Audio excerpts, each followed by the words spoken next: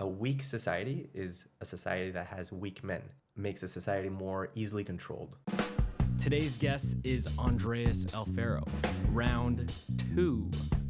These are my current non-negotiables. Non-negotiables. If it pulls me away from what I'm currently building or focusing on, it's a no. Andreas is a professional stunt performer, acrobat, martial artist, and community builder. How is it dressing up into like a superhero or a character? Honestly, not much has changed since I was a kid. How many 3 a.m. friends do you have? Someone that you can call at 3 a.m. no matter what. They'll pick up the phone and they'll be there for you. Andreas represents what it looks like to bet on yourself, say no to distractions, and let the compound effect do its work. It all comes down to the mental barrier. Like, if you're gonna fully commit to it. Thank you. And I just want to say, if you ever need another 3 a.m.er, I got you. Oh, likewise, brother. Okay. Likewise. Hello, friends. Before we get started, I wanted to take a quick moment to thank you for tuning into the show. If you're listening to this on Spotify or Apple Podcasts, this episode is also available on YouTube. Subscribing helps the show grow. It allows us to bring on more inspiring guests, bigger names, and stories that inspire, educate, and help us get better today. And every subscription, every comment, every share helps make that possible. So head over to YouTube, subscribe to the Nate Biltz podcast, and be a part of building something bigger. Now, let's get back to the episode. Mr. Andreas, how's it going, brother? Thanks for coming back on the pod. Dude, thank you for having me. Yes, sir. I'm excited. It's been a whole year. I can't believe it's been a whole year already. Last year, you were talking about locking in LA and putting all your efforts and everything into stunts. How's that been? That's exactly what I've been doing this past year. And it's been paying off, man. How so? Like in terms of like staying grounded in Los Angeles. Part of it's due to the industry of like, you have to be here, make connections with the people, network in order to break into it, and just being available, you know? So whenever I found myself like in the last few years when I was like traveling and in and out, and it's like the momentum was not consistent, or I'd build the momentum and then stop, and I'd build it and stop. And just being here throughout the year, like I don't think I left for more than, the longest trip I took was a week. Okay. But that was for work still. So other than that, it's been like maybe 2 days, weekends, just taking my days off. But it's been working, man. How did you decide where to, I guess, place your attention for like the stunts? Because with all your other talents of like acro and acting and modeling and all this stuff, you have a lot of opportunities. Yeah, so I find myself sticking to a very consistent schedule. So I like Monday, Wednesday, Fridays, I train martial arts at my MMA gym, training Brazilian Jiu-Jitsu, Muay Thai. Tuesday, Thursdays, usually stunts. And then Saturdays, usually content creation day. In the afternoons, I have either clients that I train or classes that I'm teaching at a gym. And I just kind of keep that consistency. Primal movement? Yeah. Is that on Saturdays? Primal moves. That's actually Monday and Wednesday afternoons. Okay. And then acro on Thursdays. How's that been? It's new. It's super cool, man.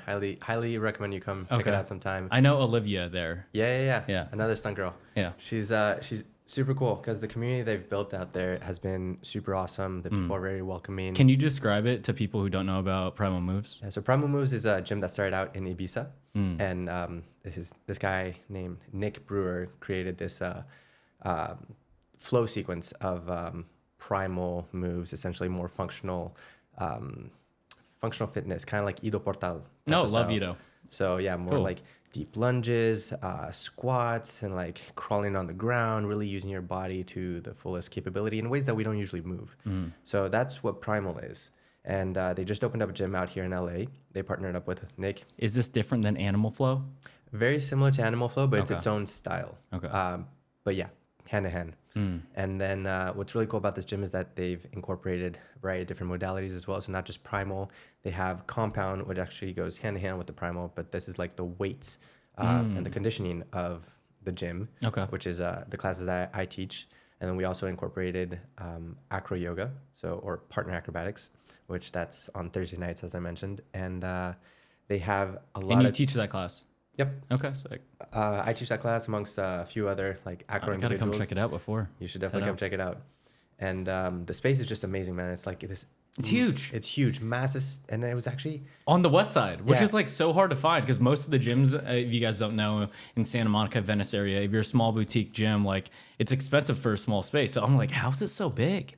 it's massive. Yeah. And they got some really cool people back in this project, and it's a really special place. It's actually, I think, where the Ford Shelby was created. Oh, okay. And you walk in, and there's actually like a graffiti on the wall or a painting of the Shelby there, and that was where I think it was built. They probably can't paint over it. It's probably like an iconic area. Yeah, maybe yeah. I don't know, or it just looks cool. But it's super cool because it's a gym. They have weights in the back. We have monkey bars. We have a acrobatic space with padded floors. There's a kitchen. There's sauna, cold plunges. Oh, really? There's a Full coffee setup. shop. Yeah. Is there a gym there as well, or Yeah, no? weights as Weights and well, stuff, okay. barbells, dumbbells. Yeah, not super heavy weights, but there's definitely enough weights Okay. and ropes and rings. Sick, dude. Yeah. I gotta come check it out. You definitely So should. you have the structure of like Monday, Wednesday, Friday, Tuesday, Thursday, Saturdays, and I guess my question to you on that's like, how do you place those things first? Because I'm assuming that those come first, right? Like, or if say someone invites you to something, or your attention gets pulled elsewhere, like, would you follow that, or are these like, I need to cross every checkbox off before I do anything else? These are my current non-negotiables. Non-negotiables. If it pulls me away from what I'm currently building or focusing on, it's a no. And that is something I struggled with over the last few years to master that skill. And it ultimately comes down to you have to be a little selfish with your time. And yeah, so I've had to say no to a lot of cool events, a lot of awesome travel opportunities that just didn't funnel directly into what I'm looking to build, which is the stunts and acting, which is my main focus nowadays. So anything that comes to me like that doesn't necessarily funnel into that, and if it's not my day off, it's a no. So I guess, how do you do that without breaking relationships and like, because in, I guess, hurting your community aspect of it? Because with your Awaken Warrior tribe and the communities that you've built, people like having you in their things, in their presence. Of course. Yeah, that's also another avenue that I'm still maintaining. You know, the Awaken Warrior, we're planning our next retreat for sometime in the spring as well. It's juggling a lot. But at the end of the day, it's meant we have a certain amount of time and resources to dedicate. And you got to decide what you're going to do with it at the time. And some relationships will, what's the word? Some relationships will take a toll naturally because you only have so much time in a day. And I've had to say no to a lot of like fun, friendly outings, birthday parties that I really wish I could join, but it's that season of locking in, man, and saying no to a lot of things. And I've told my friends, like, they know they're not taking it personally. You know, I just make sure I voice that. Listen, I would love to come, but right now it's like, it's really difficult with what I'm looking to build. And like the people that know me and love me, they don't take it personally. How has that benefited you over this last year since we last talked? I finally feel like the momentum is building to the point where I'm seeing the results that I deserve because I've been putting in this work consistently for a number of years. And sometimes, man, I mean, as you know, the industry, it's like, it's a struggle. It's a struggle to live this life, you know?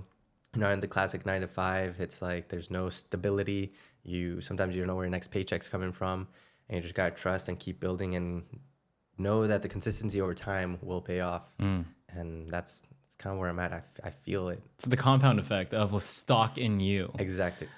There's this one business guy that I follow on the internet, and he said, if you're like passionate, not necessarily passionate about something, I guess similar to what you said last time you were on the podcast, something that lights your soul on fire, like these stunts, the projects that you're working on, this lights your soul on fire. If you have something like that, don't invest in the S&P 500, invest in the S&Me 500. Exactly. You know, because like, if you bet on yourself and you're confident that your skill set will compound over time based on consistency and hard work, it should pay off way more than the S&P 500. Absolutely. You know, That's awesome. I like that. Yeah, it's been cool to see you do it too, because you have more and more, I guess, projects that I've been seeing on social media and everything like that. In terms of balancing the acrobatics and the stunt gigs and everything like that, what I guess lights your soul on fire the most?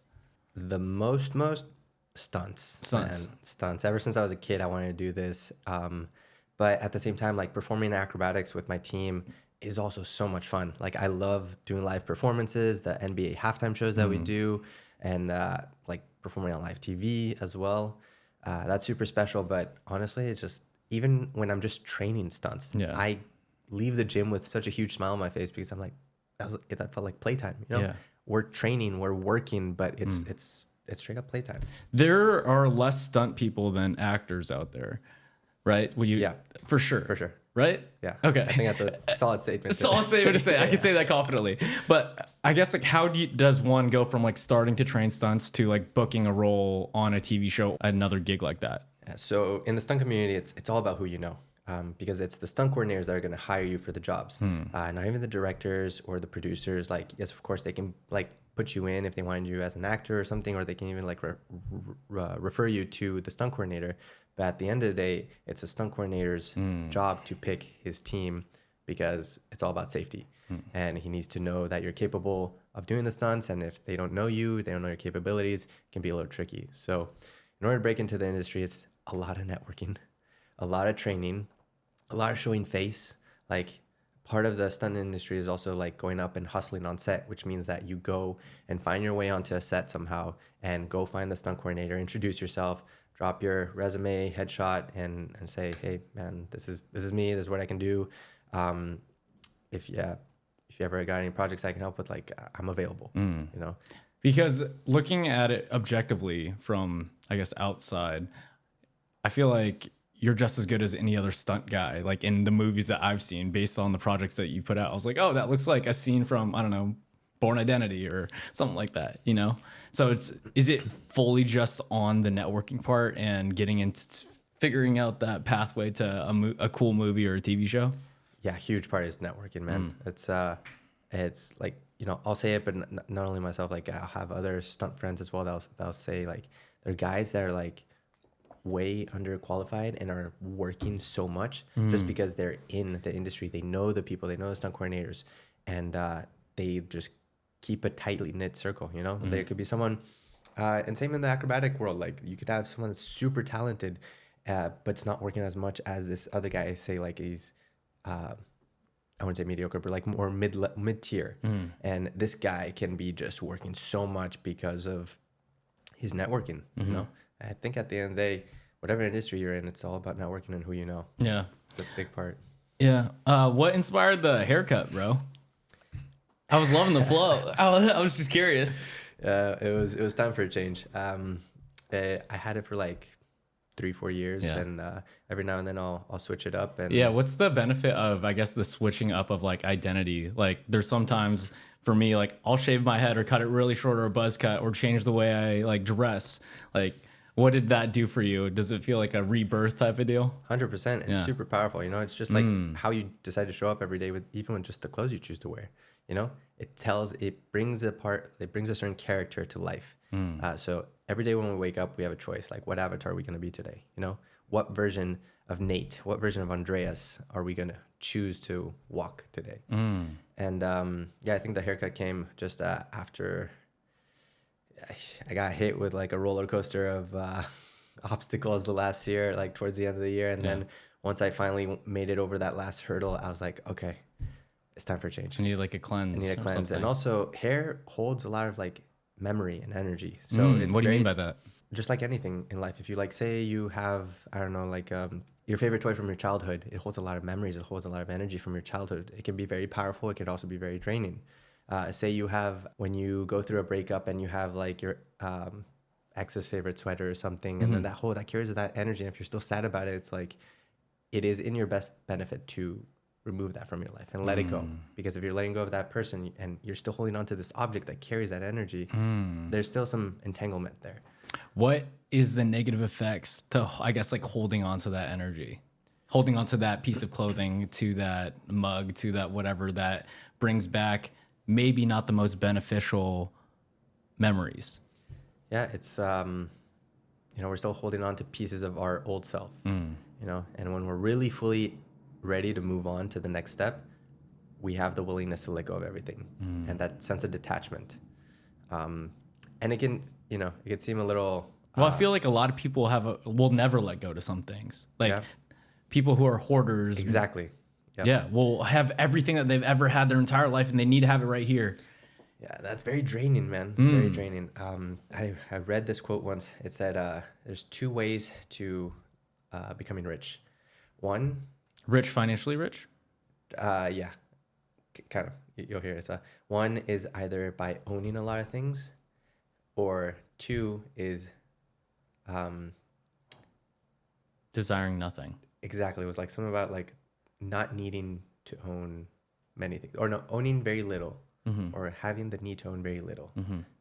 Yeah, so you have the accumulation of a materialistic wealth, which will make you very wealthy, and then also just the need to own very little. That's where the real richness lies.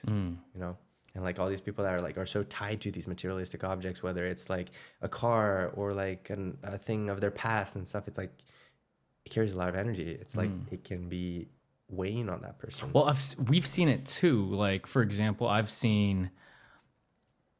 use my dad, for example. He won't get mad at it, but a car accident, right? And he loves this car. And I was just like, the reaction that came from him is so violent, so expressive. And I'm like, yo, it's just a car, dude, in my head. Yeah. Or an object, so people put so much, they value it based on so many things. In reality, you can't take anything with you, right? Yeah. We become slaves to these objects. Our possessions. Our possessions, yeah. Yeah. Knowing that, I guess, do you have a lot of possessions? More than I'd like. Yeah. Yeah. It's I don't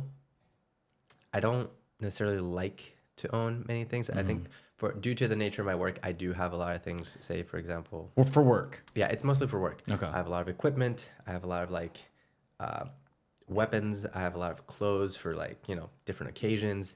But I've always been a fan of like the simple life and simplicity. Yeah. Less is better. And I try to do this every year. Like I'll go through like, spring cleaning, getting rid of clothes that I no longer need, objects that I no longer use. And sometimes I find myself holding on to like some things as well that I'm like, I'm never going to use this again. Yeah, why do we do that? Yeah. Why do we do that? I have like half my closet I haven't used in 3 years probably. I'm like, what are you doing, bro? Exactly. And this is after a clean out. Like, I'm like, I'll use that. Yeah, like, yeah, what are we holding on to, bro? And then when you get rid of it, you're like, oh, and then you actually needed it after. You're like, oh, then you're actually pissed. Yeah. Yeah. I guess like how does one not become that hoarder? How do you let go? Because I have like a certain things and objects and memories that I'm struggling to let go for sure, Such as? Such as I have a photo of my old friend that we're no longer friends anymore, like in my room, and we raised this dog together. Yeah. And every time I look at it, I am very sad about how we are no longer friends. But I look at it and I'm like, oh, that's a very good memory. Yeah. And I'm just like, I shouldn't have that here, because I'm thinking about the negative aspect of it. Where is it? It's in my room. Let's go get it. We could get rid of it. Get rid of it. We'll do it after the pod. Yeah, I hear you, man. It's a tough one. But yeah, it's a lot of freeing. I was actually just talking to another friend of mine. She was also doing a spring cleaning recently, and she was like, she told me that during her process of like, she was looking at it, if she hesitated of like, oh, should I need it or not? Gone. She's like, gone. So hesitation, like, gone. Hesitation, gone. Oh, that's a good rule. It's a good one. It's hard to put into practice. I feel you though. There's like many times where I'm like, why am I holding on to this? But I can't let go of it. I'm like, maybe I'll need it, maybe not. Back to the clothing and costumes and stuff for the job. I've never asked a male this because I've had a lot of dancers on the podcast, and I talk to them like, how's it being a professional dress up every day? I guess like, how is it dressing up into like a superhero or a character as a male? Because like, at least the projected like girls when they grow up, they put on costumes and princess outfits. It's never really that way for a male, or like we don't talk about it as much, right? Yeah. So I guess for you, have you always wanted to dress up as Spider-Man or become that superhero? And what does it do for you as a grown-ass man now playing dress up? Yeah, man. Honestly, not much has changed since I was a kid. Yeah. Ever since I was a kid, I loved dressing up as superheroes, and I still do it to this day. And but yeah, my wardrobe has kind of like morphed into like this modern day streetwear ninja style that I can be used either as my day-to-day clothes and also the stuff that I use to shoot projects and films in. Okay. So this is the daily avatar that you choose to be. Yeah, I have a few, you know. Okay. You got the casual, you got the business attire, you got the elegant, and then you got the stay-at-home look. Yeah. But most of it like revolves around like the image that I'd like to portray on the big screen. Why is it that image that you would like to portray? I just feel like it's part of who I am. It comes easy, you know. You didn't really think about it. No, don't really think It's about just it. that's me. That's me. Okay. Yeah. Sick. Because I feel like I've had different seasons of my life on the things that I choose to wear, and it could change dramatically by year to year. But like some people are like on brand their entire life, you know? Yeah. Do you feel like you've been that way? I feel like I've finally gotten to a point where I'm very happy with my wardrobe. Okay. And over the years, like, you know, you start as a kid, like the clothes that your parents put on your back and stuff, you don't really have much of a say. Little by little, you can ask for what you want. And then eventually when you start making your own money, you know, you can buy the things you want and really dial that in. But for the most part, at least, I mean, ever since, yeah, even when I was in college, like I didn't really buy many clothes. I've always had a lot of clothes gifted to me. Like I have an uncle who's a designer, and I was lucky enough to get like a lot of his hand-me-downs, which are Sick. great hand-me-downs, like designer clothing and stuff like It's that. like people buy thrift clothes, bro. They are Yeah. other people's older clothes that are so cool. For sure. And I never really care about like brands and stuff like that. I just like if I like how I look in it, that's great. And then lately with, you know, the whole social media side of things, you get like a lot of brand partnerships you work with, you get a lot of free products and clothes and stuff. So I've been lucky enough to have that as an avenue to get the type of clothes that I desire to wear. How much of your attention is spent on the social media aspect of it in terms of growing the brand, getting brand deals, that world versus the more traditional route of agent, actor, networker in that realm? That's a great question. I think I'd say probably like 50%. 50%, 50-50. Kind of, yeah. Okay. Because like when I don't have anything else going on, that's just kind of what I fall back into. I see social media as like, you know, the daily homework that you have to do, the postings, the prepping, scheduling all these posts, and you know, you gotta keep it consistent. Unfortunately it's a vicious cycle that once you stop, you lose the momentum and everything, you know. So, I do my best to stay as consistent as I can on the platforms without sacrificing so much quality. Okay. And what are those platforms currently right now? mostly Instagram. Okay. I do post on TikTok and YouTube as well. It's like whenever I post like videos on Instagram, I'll like just Those just same cycle. videos. Same on footage, there. yeah. Okay. But TikTok has been very frustrating for me. I got my account taken down Why is that? after it was for dangerous acts, and then I got flagged. It got taken down. I lost that account. I had to start fresh from zero. Recently? Again. It was like maybe like a year Yeah. ago That's recent. or two. That's annoying. Yeah. So I kind of was like half in, half out, and then there was that whole talk about like, oh, TikTok being banned here. I was like, is it worth even placing more energy and effort into this? So I still do it. But there are different demographics for different apps. What do you Absolutely. say? Yeah, for sure. And also, if you put the same video on different platforms, like they should be relatively different eyes. Obviously, there's the same group that do the both, but like some people are only on TikTok, some people are only on Instagram, some people are only on YouTube. And I didn't realize like it's for the older crowd too. Like I have a friend who's a bartender and he's like 40, and he was like, "Yeah, TikTok's my favorite." And I was like, "What?" He's like, "That's the only content that I consume. Like I don't watch Netflix. I watch everything on TikTok." And I was like, "What?" Whoa.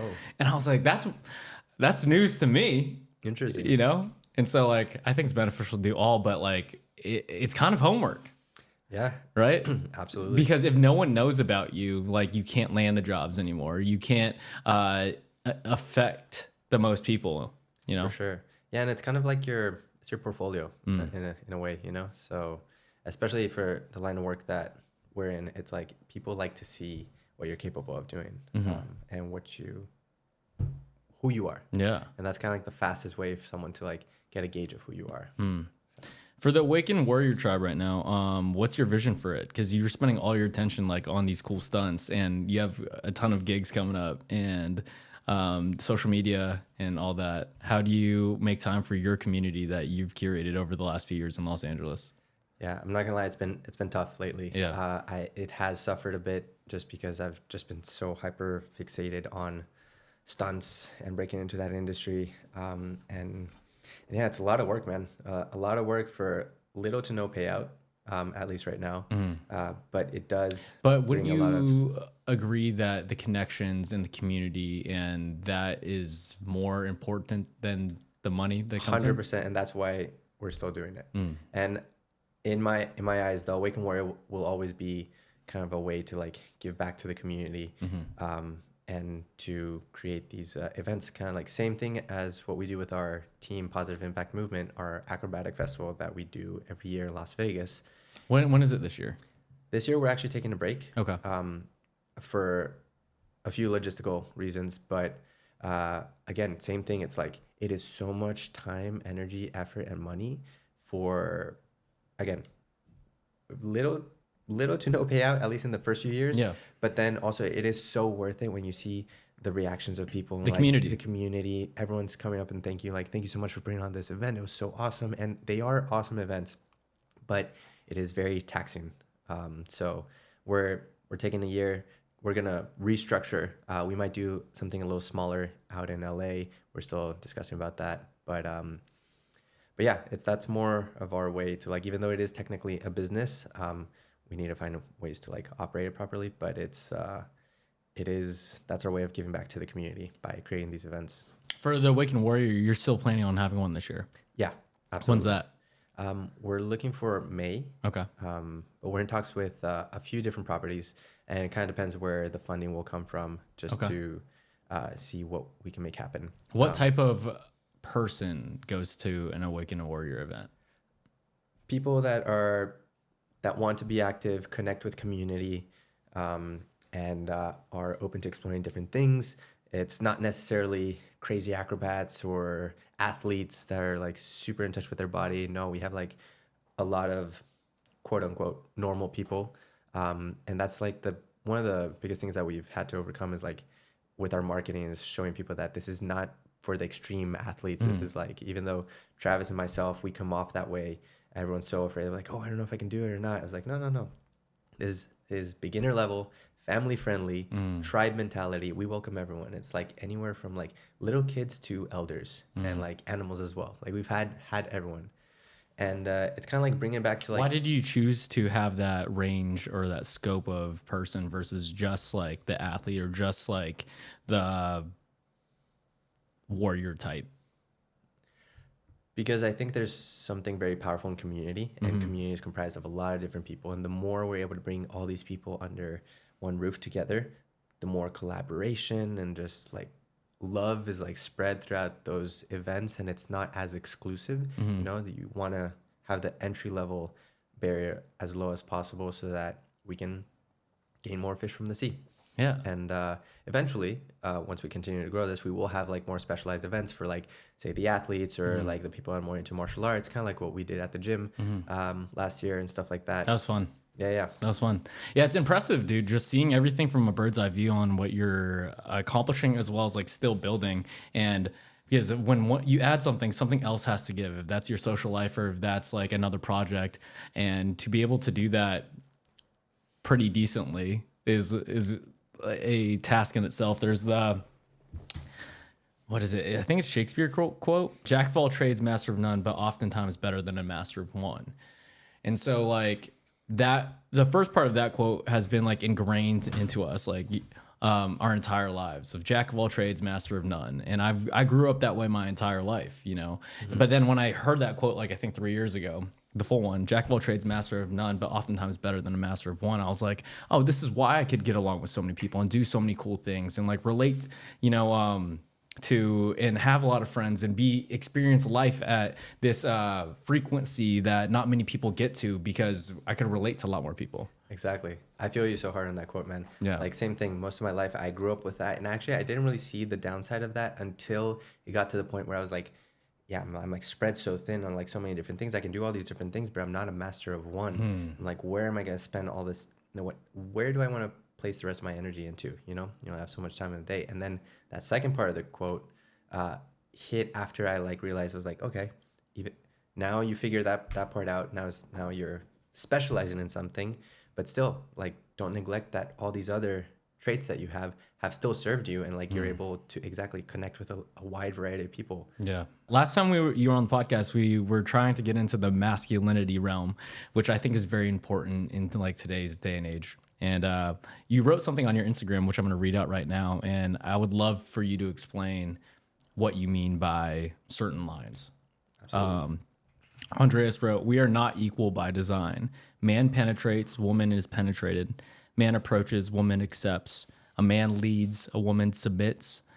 Man perfects, woman preserves. Man protects, woman preserves. We are opposites in every single way, but complement each other perfectly." I guess for some aspects of those that I have a hard time understanding is man approaches, woman accepts. What does that mean? It kind of goes into where the male leads, Okay.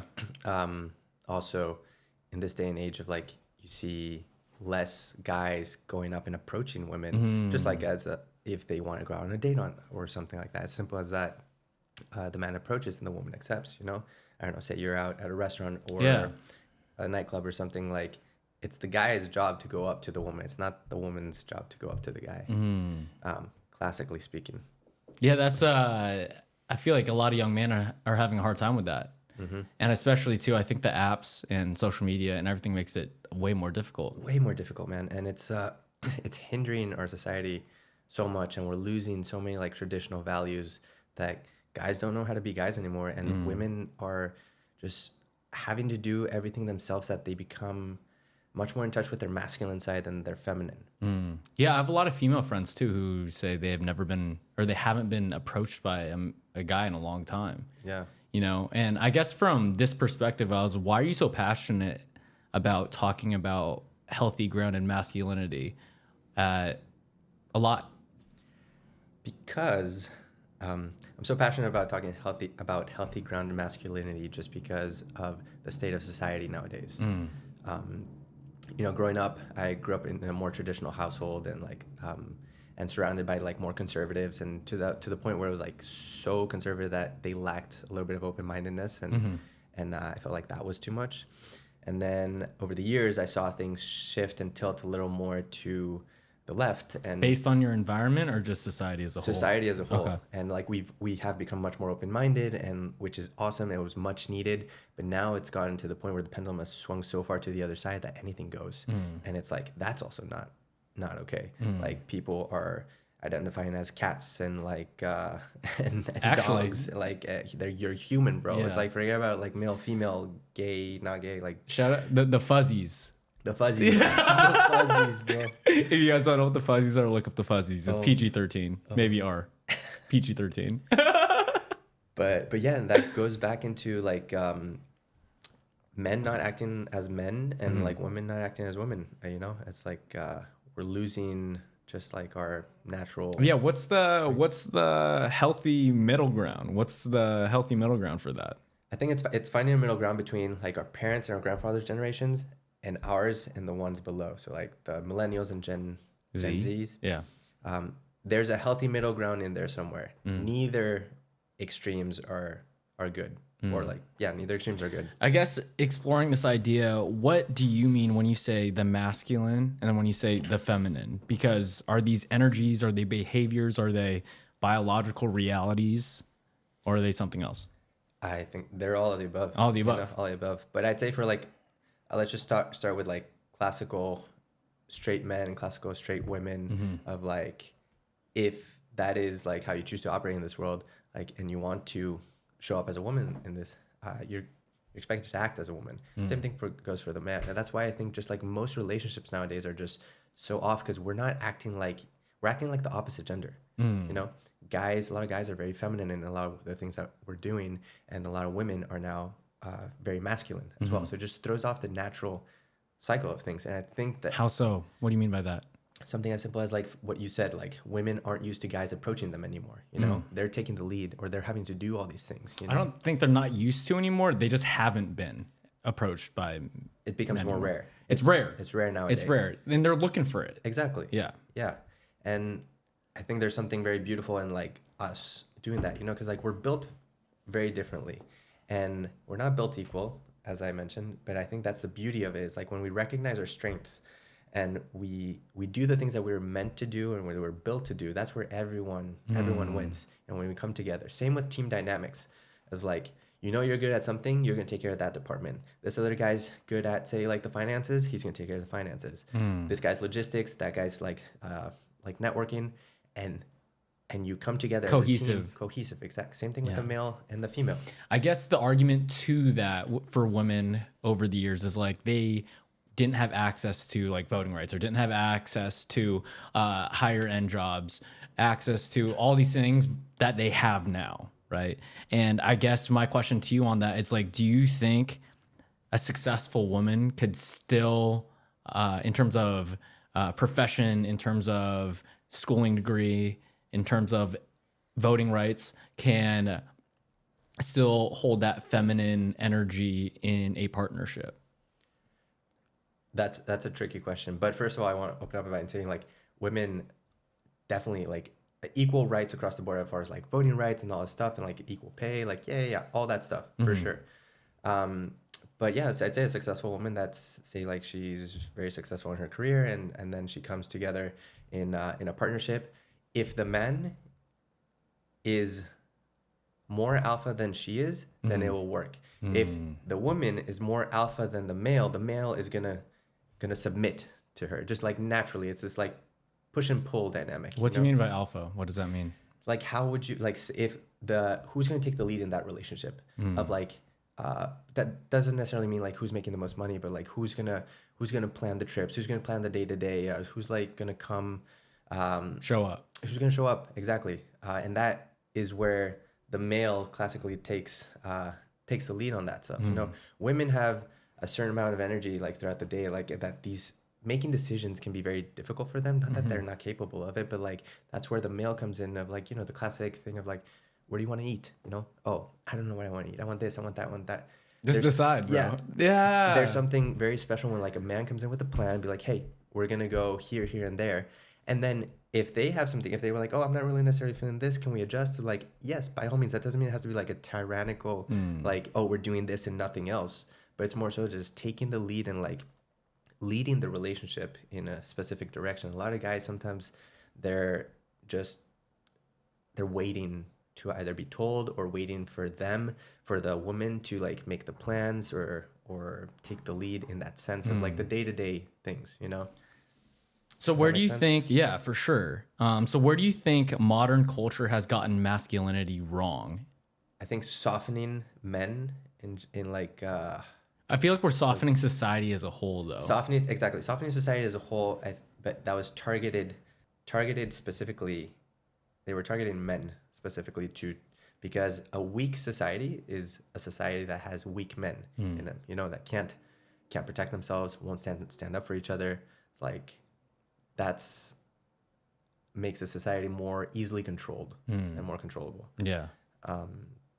And then I don't know. I think the rise in feminism also has like contributed to that, with the whole like independent woman thing. Like, I'm all for women doing what they want, like going out and pursuing their careers and stuff like that. But it's like this whole idea of like, oh, I don't need a man to do anything. It's like, it's hurting both genders of like, yes, you do need a man and I need a woman, you know? It's like, we want a positive and a negative here. That's how a battery works, right? Yeah. I'm not trying to be in a relationship with another man. I want a relationship with a woman, you know, someone soft, feminine that can submit to me. And that doesn't mean that they are lesser than us. It's just this natural dynamic. This pairing, this yin yang. Yeah, exactly, the yin and yang. Yeah. I guess, how does a man balance emotional vulnerability and strength and have that leadership while like being, you know, In a relationship. in a relationship. Well, one thing is the women you choose to be with is like the man's safe space, and they should be able to be open and vulnerable with that woman to a certain degree. We can't place all of our burdens on the women. There's only a certain amount of things that we should be able to share with our partners.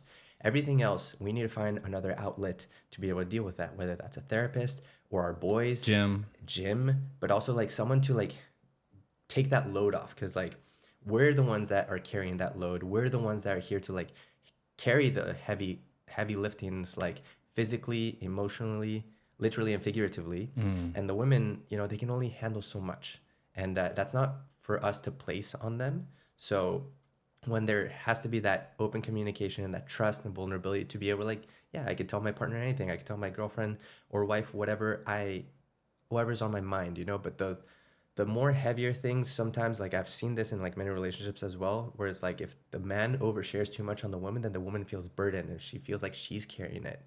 So that's where the guys, we have to find another outlet to put the heavier stuff. And typically I find that in brotherhood, man, like just having guys that you can just talk about your problems with, talk shit, or like really just, you don't even need to find like a solution in that moment, but it's just having someone that you can vent to. And whether that's a therapist or your boys, it's the same thing. Yeah. There's some crazy stats that I want to read to you about like young males, and we could discuss like how to solve some of these problems, because there's a lot of people who don't have a lot of friends as well. So I'll just start reading them off. Over 60% of young men are currently single. Sexual inactivity is at a all-time high at like 180% currently. 1 in every 4 men report unable to name a best friend, and 1 in 7 report having no friends at all. It's estimated that 63% of young men have stopped trying to build meaningful romantic and professional lives. So they're like, fuck it. Like, I'm not going to pursue it because I've tried it and I failed. I've tried it and I failed. I've tried it and I failed. Men account for 4 out of 5 suicides. Men are 12 times more likely to be incarcerated and 3 times more likely to struggle with addiction. And then men are 3 times more likely to be homeless. Interesting. Yeah. So I guess like for the friendship part, like we're so blessed. We have a lot of friends. Yeah. Like blessed with community and everything like that. And for, I guess, the people who don't have a best friend or don't have friends at all. Go ahead. Let me ask you this. How many 3 a.m. friends do you have? Do you know what that is? I mean, people who wake up at 3? No. Oh. Someone that you can call at 3 a.m. no matter what. They'll pick up the phone and they'll be there for you. How many do I have? I probably have 2 to 3. Nice. Solid. Yeah.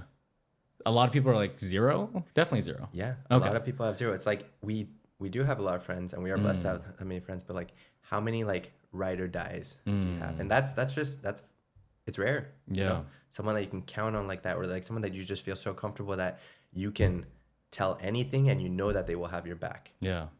But those stats are super interesting, man. Like I see that in society as well. And that's, again, that goes back to the whole primal thing, the whole Awaken Warrior thing, which what we're doing is creating community. Yeah. The biggest thing is community.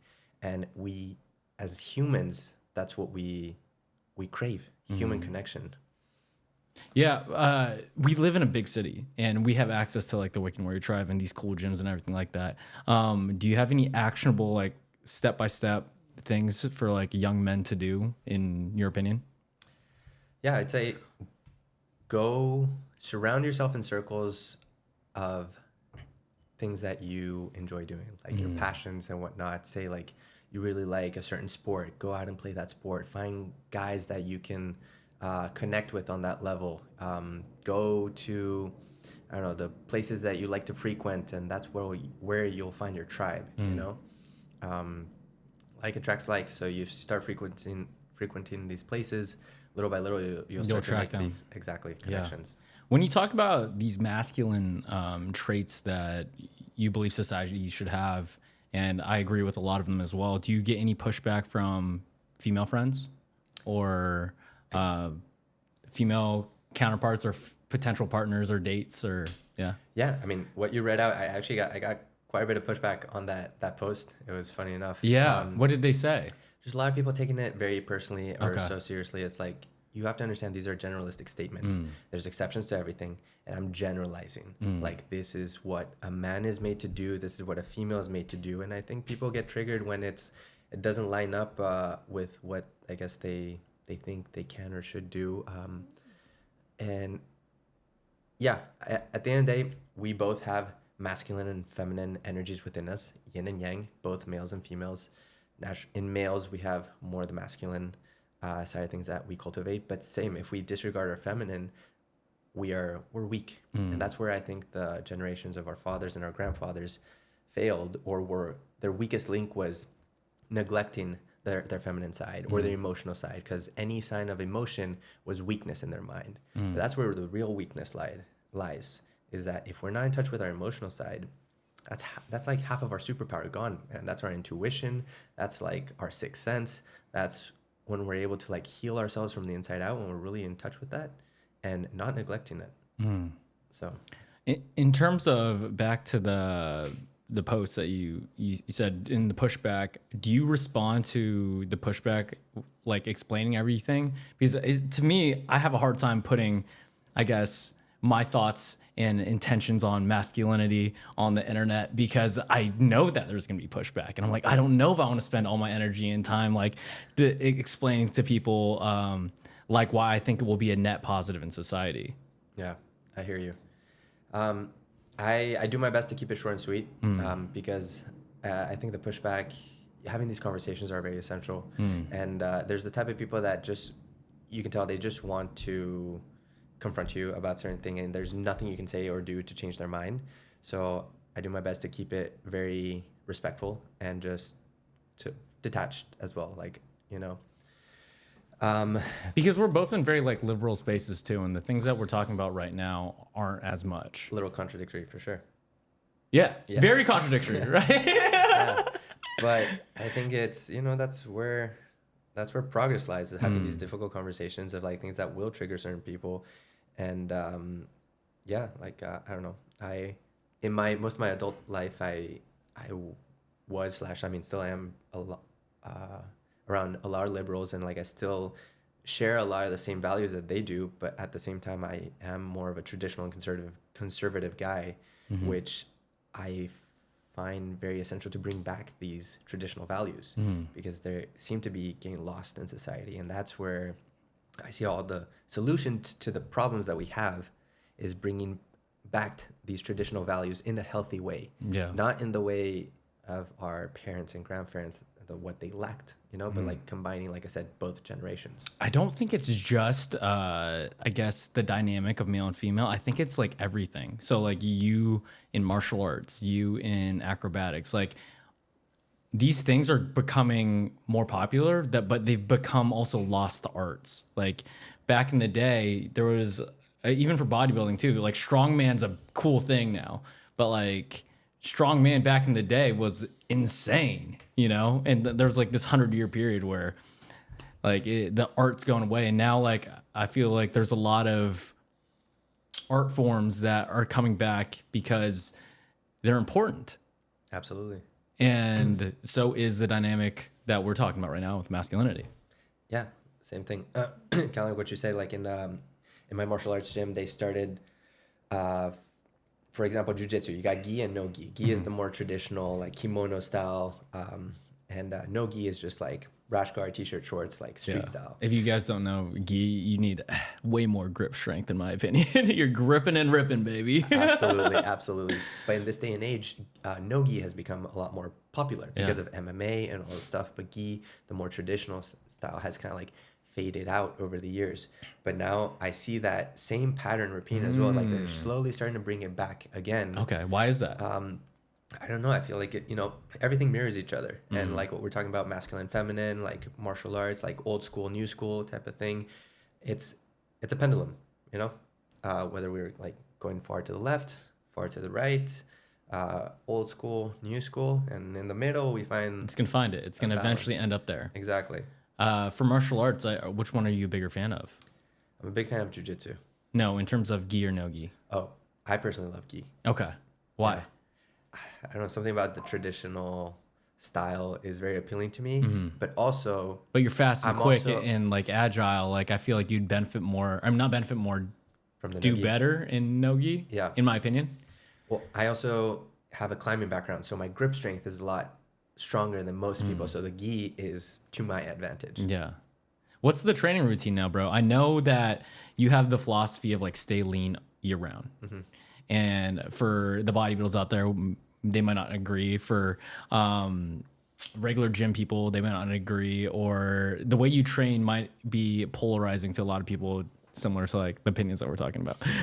So I guess like how does one stay lean year round? And what's the diet like? What are the essentials to, I guess, look and feel and be the way you are? So I train mostly for performance, Okay. to be able to perform the things that I do. And the way I live my life is just a lifestyle. It's not a diet. It's not a regimen. It's like I've built my life around a specific lifestyle, which allows me to maintain it year round. So it's not a struggle. It's not like I'm bulking and then cutting and then bulking and cutting, which I've also done. And for competitions as well, like you have to like cut weight, and like Fights. yeah, Yeah. and that's not very fun. But Sauna, running. yeah, but I don't know. I've found that this training style has become more sustainable. Okay. It's less extreme, and that's actually most of the clients that I coach. That's what I implement, is so that they implement a structure and a routine that is not so daunting, but consistency over time will show them the results that they want, they need. So I guess if you can break it down, you have those training days, but it's martial arts, it's weightlifting and stunts. Is no more rock climbing? Like, what's the exact regimen? For myself? Yeah, for yourself. Okay, so for myself, it's very extreme just because I live a very extreme I'm lifestyle and curious. I don't expect anyone else to do this. But usually in the mornings, it's martial arts. It's either Brazilian Jiu-Jitsu or Muay Thai. Then followed by either a weight training session or acrobatics. Then the following day is like Acrobatics by yourself, acrobatics with other people. it depends. Acrobatics could be like parkour, which leads into the stunts, or if I'm doing partner acrobatics, it'll be with my acrobatic team. Okay, so for by yourself, like what does that session look like?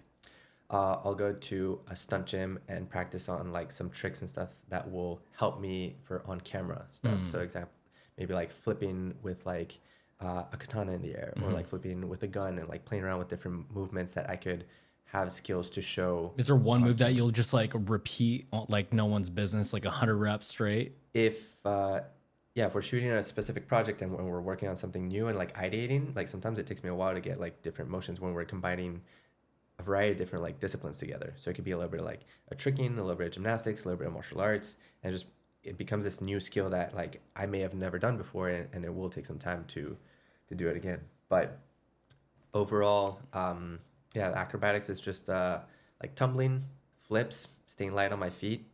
And then for stunts, it's like a lot of falls, learning how to fall properly without hurting yourself. So that just comes with reps and making sure you're doing it like, Yeah, you haven't had a big injury at all, right? no, thankfully, knock on wood. Yeah, that's crazy. Yeah. Because it looks so real.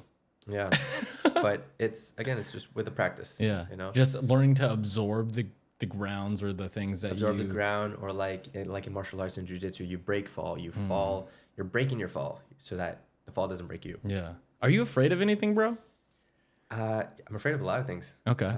But ever since I was a kid, I've just kind of like gone In down. terms of like the active lifestyle or the activities that you do, like heights or the falling or No. anything like that. None of the activities I do scare me nowadays.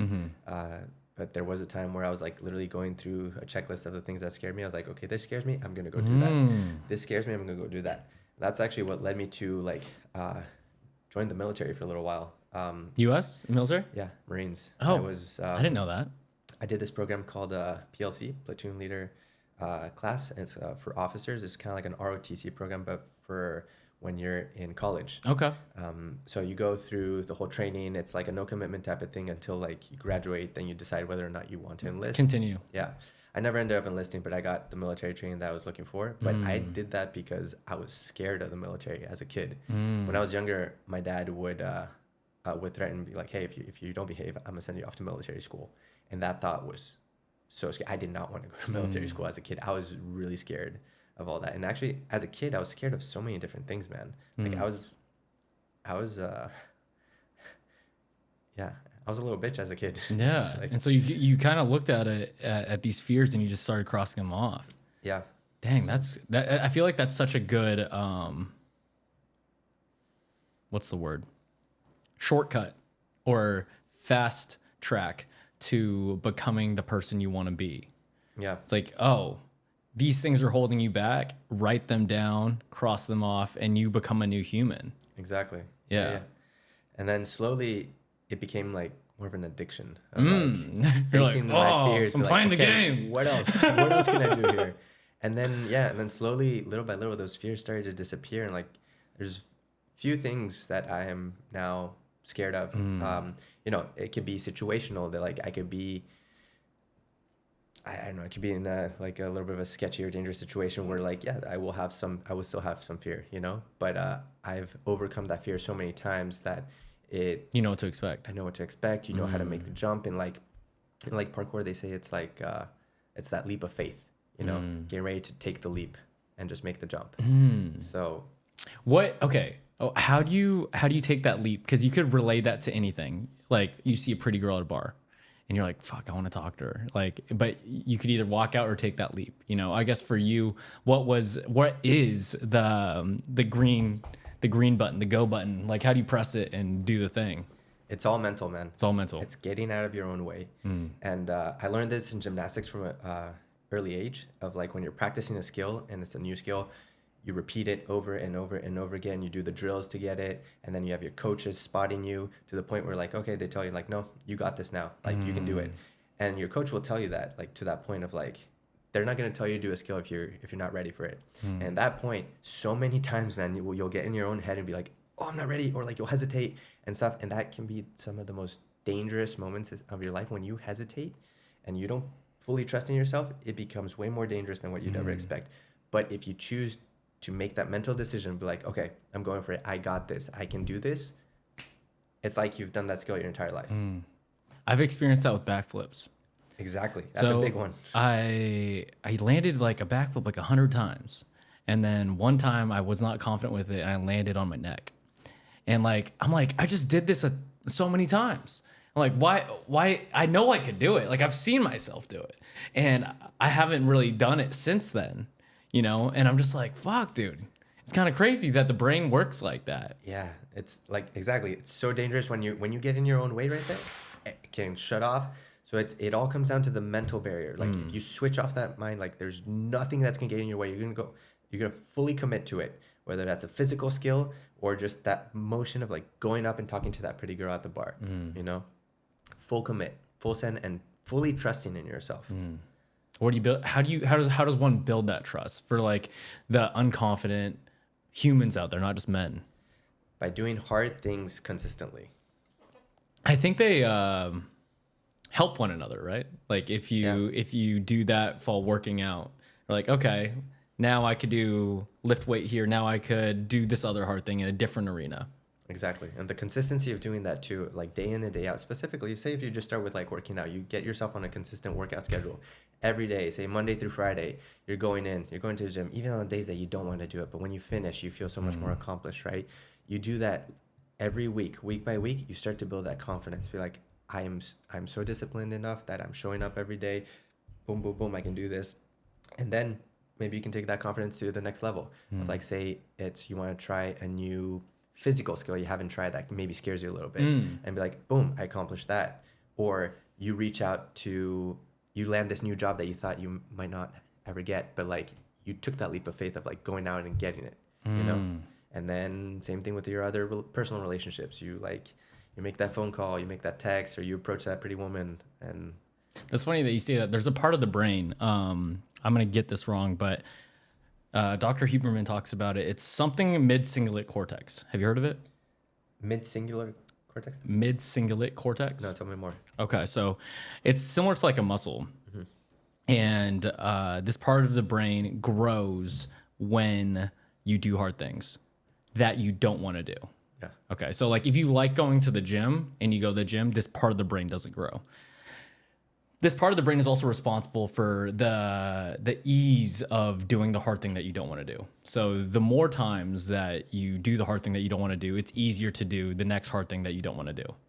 Does that make sense? So 100%. this is exactly what you were talking about, right? Yeah. So this is the scientific Mid-cingulate cortex. Mid-cingulate cortex. I'm gonna look it up real quick, because you're basically like growing the muscle of this part of your brain, just like a muscle at the gym. But it only grows when you decide to do the thing that you don't want to do. Also, this is an awesome cup, bro. I can't believe you made this. Anterior mid-cingulate cortex. Anterior mid-cingulate cortex. Yeah, that's what it is. Yeah, dude. I had a friend who wanted to do pottery stuff. I think Love this. I think handmade things hold better memories. 100%. I don't know, because like you made the thing. Now you're drinking coffee out of the thing. Yeah, and I don't know, bro. I would buy this. Like I like appreciate weird that. singular things. You know, it's not like just cookie cutter classic. Yeah, that's Marilyn Monroe's like mole. Really? You know, like that's why a lot of people say she's not way more beautiful. It's like she's not symmetrical. She's not perfect. Yes, making her exactly. more beautiful, unique. More unique. You know, it's like it's a one of one, right? And it's a cool concept with every type of human, because every human you could say you're one of one. You are one of one. You're the only Andreas. I'm the only Nate in this entire world. And so like if you could like hone into that, which I'm trying more. Like You're doing great. Thanks, dude. People come along for the ride. You know, they want to be a part of someone who talks very that's why I admire and wanted to talk to you about the masculinity stuff, is because like, oh, it takes a lot of courage to do that, in my opinion. Because I'm just like, yo, I know how hard that would be for me. Or it's like someone working out. Like I'll never talk shit on anyone trying to improve their body in any way, if that's their health, or if that's because like I know how hard that is to do. You know, like, so what? It's like in a weird way. Or I was like, I'm about it. You know, For sure. It's like if you understand the path and how hard the path is, you got to respect it. Yeah, appreciate that, man. Yeah. And so okay, so we were talking about the fitness stuff. I guess what's the nutrition aspect of your life, or the lifestyle? Like what is the lifestyle that you were talking about? You kind of just like went over it quickly. Yeah, just eat healthy. Eat healthy? Just eat healthy. What's eating healthy for Andreas? Well, we all know what's healthy and what's not healthy. You know, Okay. you can dive into the super specific and get like super detail oriented about all this stuff. You know, and even within certain healthy foods, there's some unhealthy ingredients and stuff. But as a general base of thumb, is like you want to eat as many like natural foods, avoid processed foods. You know, avoid alcohol, sugar as much as you can. You don't want to do it to a point where it's like it becomes like, again, so daunting that you don't even want to think about it. You know, you want to just implement like healthy food choices throughout your day and throughout your week of like eating protein, veggies, carbs, fats, like a well-rounded diet, something where your body feels like you're being fueled and it's not like you're starving yourself. You know, like I don't ever feel like I'm hungry because I'm constantly eating, first of all. But I'm eating healthy foods. I prioritize protein. Like I'll eat rice, veggies, chicken, a lot of beef, fish. It's like we know what's natural. You know what it's if you can grow it, if you can catch it, or you can kill it, like you can eat it. You should be pretty good. Yeah, exactly. I remember on our last conversation, you were talking about that you'll spend time and energy like focusing on the food that you make or the things that you consume. And I don't know what woo-woo term it was, but like really embrace that energy that's going into your body to like fuel you for the task at hand. And you think that's been beneficial to you. Yeah, 100%. What do you mean by that?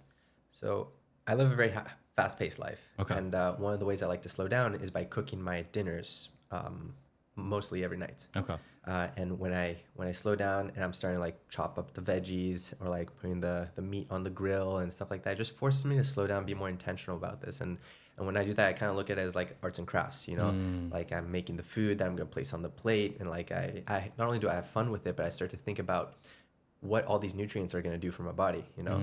Like I'll have finished working out, like say I worked out back that day, like this protein, the steak is going to go straight to the back, you know. Let's go straight to the back. The carbs, the rice is going to increase my glycogen levels and like give me energy, you know.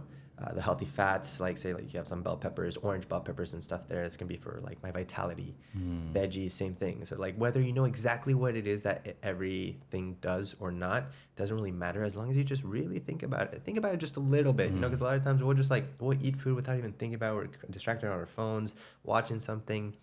But I encourage you guys to think about what all these ingredients are gonna do. The protein going to the muscles, carbs, energy, so on and so forth, you know? What, I guess for you, what's the intentionality behind the thinking behind it? Like, what does it do for you? What does that intention do for you? It's kind of like the placebo effect, you know? When we think that something's doing something, It might be doing something. it is doing It something. is doing something, regardless if it's real or not. Exactly. But it is real because it it is all real. starts right here with our imagination, you know? Our external world is only a reflection of our internal world.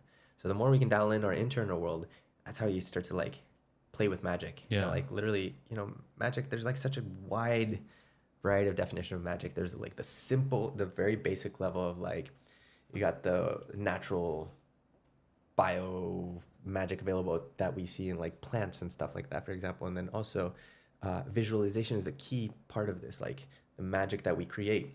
Of you creating this podcast, I'm sure this had to come from an idea first, right? Then you put it on paper, you started taking that proper actions and steps to be able to create all this, and boom, you did your magic here. This is like the magician reality. archetype. You created something out of nothing, but it starts here. And so when we move in this life with more intention, like using our imagination on the day to day, from the little things of like, what are all these things doing for my body that I'm like putting into it, to just like wanting to create something out of nothing, everything becomes more powerful and more potent. How does, I guess, your background growing up, like super conservative Catholic, to this magician creator mindset, like how did that happen? So I grew up in a conservative Catholic household. After I went to college, I kind of like steered away from religion and started. Because a lot of people, based on the things you would say, it's like it could be like God's will, or that was God's vision for you, or 100%. And I still believe in God. I still believe in a lot of the things the Bible says. Like my faith in God has never wavered. However, my faith in religion has. I don't necessarily agree with a lot of the religions out there nowadays, just because of the abuse of power and the way they use guilt to make you take action on things that you might not want to. Exactly. And it's just it's a matter of control at that point. So I got to a point where I started studying a lot of different religions during my college years, and I found so many truths in them. Like they're all saying the same things in different ways, and we just have different names for everything. So I became a lot more spiritual and open-minded to like the things that could be, or and then I got really into quantum physics, where like you start to see how the natural laws of things no longer apply at such a tiny level, and then you're like, but wait, there's another element here that's missing. And then when you start to add that little element of mystery or magic, things somehow start to explain themselves, where there was like that missing link. So it was like a accumulation of all that stuff that's kind of led me to where I am now in my own beliefs of like, still very conservative of like, I believe there's God, I believe there's a creator out there, but I also believe in the magic that the creator and we have together.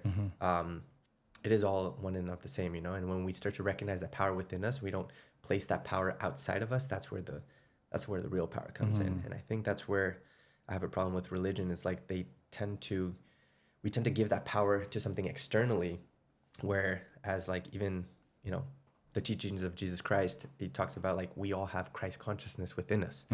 And I believe the word was kind of like passed on through a game of telephone over the years, and it kind of got skewed, and it's like we're idolizing all these other figures outside of us, but we fail to recognize that we all have that power within us. I've never heard anyone talk about magic in the way that you just have. That's why I was curious. Like, where did those spiritual ideas come from? Are they your own? Are they from one of those religions that you studied? Well, I think religion has its own definition of magic. You know, you have miracles. We're talking about miracles, specifically the miracles that Jesus Christ has done, of like walking on water, turning water into wine, stuff like that. And I've seen, and like ever since I was a kid, I believed in the power that we have as humans to do these crazy things that we see only in TV and movies, you know? Like you have pyrokinesis, atmokinesis, Yeah, we're talking about and this last so on episode. and so forth. Like the ability to control fire, pyrokinesis. I have a friend that's able to turn on and off The candle. the candle. Yeah. Exactly. And I've seen that like throughout like many instances of my life where I've witnessed people doing all these things, and like I've always known in the core of me like that this is possible, you know. Because when you speak about these things, it's with conviction. It's like, I know for sure. It's not like, oh, it's like, I know that you've seen these things happen. I know that you've experienced these experiences. And that's why I'm just trying to like understand at a deeper level, because sometimes for people to understand or believe in something, they have to see it for themselves versus like hearing someone else's experiences that's true to them. For sure. Right. And I believe we're all capable of all these things, man. If we chose to dedicate the time, energy, and effort into doing something like this, we all have this within us. Some of us are more naturally inclined towards different elements, so we might have an ease with different things, but we all have these crazy supernatural abilities within They're us. all skills. Exactly. Right. Exactly. And I like to relate it to like, I guess, working out or even like stunts for you, or like even juggling. Like I got really good at juggling recently, and I used to not be able to juggle. And over a long period of time of just like fucking around with 3 balls at night just while like listening to music, I'm like, oh, I could, Did it. I'm just doing it. Like that's kind of magic, 100%. Yeah. you know? And I just feel like people don't think they could do the thing, and they never try to do the thing. And then they will live their entire life not experiencing the magic at all. Exactly. And actually, going back to the Awaken Warrior, that's one of my favorite things that we get to do there, is that we get to push people past what they think is possible. You know, they come into our retreats or our training sessions, be like, oh, I could never do that. And then they leave being able to do the skill that they didn't even ever imagine that they could. And yes, it's like, yes, you can. You just got to take that leap of faith, you know? Ask the girl. Yeah. Ask the girl. Ask the Ask girl. the girl out. Don't wait for her to come to you. Ask her out. Are you a big New Year's resolution guy? Yes and no. What do you mean? Yes, I'm all about planning your goals and resolutions and all that stuff. I have a little bit of problem with the whole New Year's concept, because the New Year's that we're taught to celebrate is based on a Gregorian calendar, which just throws off the complete natural cycles of life. Gregorian calendar. What's that? So that's the calendar that we go off of, the 12-month calendar, 30 days on, 31 days off, Okay. that whole thing. That was implemented after the Roman Empire to help with like trade and like taxes and just to facilitate certain things. But it started to throw off the natural cycles of life, because we should be on a 13-month calendar with Is it 28 spring? days. Spring is rising? Right? Correct. Okay. Spring is the natural new year, and that is the real new year. We celebrate the new year in January, in the middle of winter, when animals are still hibernating. It's still cold. It's like winter is a time for us to slow down, you know? And so we come January, we're trying to push through, be like, I got my New Year's resolutions, I'm like ready to go. But it's not natural, man. Like for both men and women, it's like that's a time that typically things tend to slow down, and it's okay to slow down during That's that interesting. time. That's very interesting. And based on like how the seasons of life want you to succeed, January might not be that month. Exactly. Wow, I've never heard of that. Okay. Yeah, I mean, just think about it, like the Chinese New Year, which is I think is sometime February or March. Yes. Somewhere then, that starts to feel more like spring. You know, Yeah. that's when things are starting to blossom. That's when that energy starts to pick up, and it's more go time. You know, you've hibernated, you've rested, you've recovered, and now it's ready to go. I've never thought about that.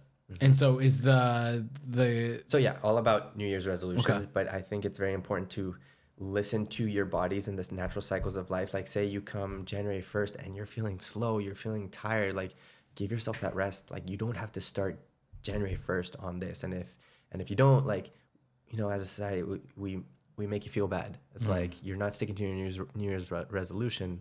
Well, yeah, it's because it's not the actual New Year. So yeah, stick to your New Year's resolution, but go a little more based off of, I think, the natural cycles of life, and yeah, like us men, we're more regulated. We're you know, we work on a 24-hour cycle, and women, they're on a 28-day cycle, you know, so they have to be much more aware of like how they're feeling throughout the month. There's a time for them to rest. There's a time for them to like hustle. There's a time for them to put in that work. So it's much more important for women to like stay in tune with that natural cycle. Whereas men, it's a little more forgiving because we reset every day. You know? That's interesting, bro. I guess the biological and seasonal aspects of life in terms of like pursuing your goals and the things that you want. For yours specifically, do you have any like big New Year's resolutions or plans this year? Yeah, I have them written down in my journal. Yeah. I don't usually like to talk about my goals until like they actually happen. Why is that? You know, it's Because there's an argument to like you say the thing and then now you feel obligated by society to do the thing because everyone's expecting you to do it. yes, there's a balance I like to maintain there. And I think there is a lot of power in sharing your goals and ambitions with people that have your best interests in mind, because now instead of having it just in one mind, now you have it in two minds and it becomes that much more powerful. Love it. But Let's fucking if go. you share it with someone that maybe don't have the best intentions in mind or might be a little jealous of you, it could hurt you just because they might have a little bit of that sticky, icky energy, you know?